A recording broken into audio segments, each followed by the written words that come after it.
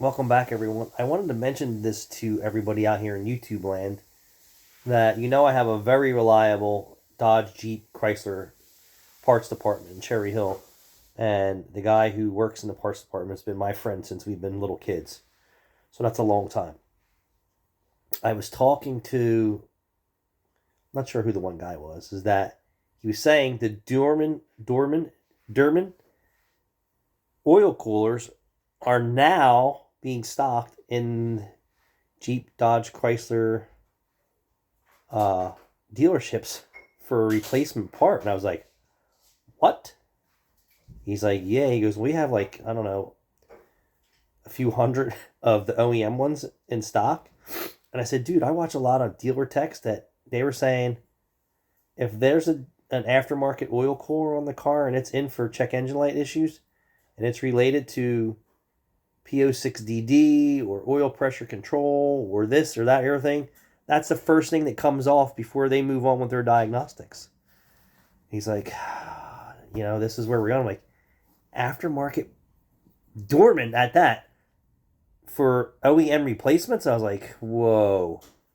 And I was like, wow, the whole reason why I don't use Dorman is because I swear by OEM, although the Jeep 3.6 or Chrysler 3.6 or Dodge 3.6 oil coolers is just a bad design in itself.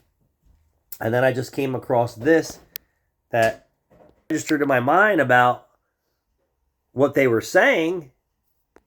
And here's somebody getting ready to talk about. And the parts department that I used, they were saying like how the Dorman rep came in and was talking to him about it. He's like, dude, I have plenty in stock and we're happy with that. So I guess Dorman is trying to look to bump their sales, their product line sales, by being in deep with Jeep, Dodge, and Chrysler as an aftermarket approved part. And I'm like, whoa, holy crap. So we don't usually see too much of the oil cooler itself fail. It's the poor design O-rings at the bottom that is just in a bad spot. Like, put the oil cooler back inside the radiator like it was many moons ago. It's pretty simple. Or put an external cooler out there. It worked before, and then everyone has to reinvent the wheel. But yeah, so I don't use them. I still recommend sticking with OEM.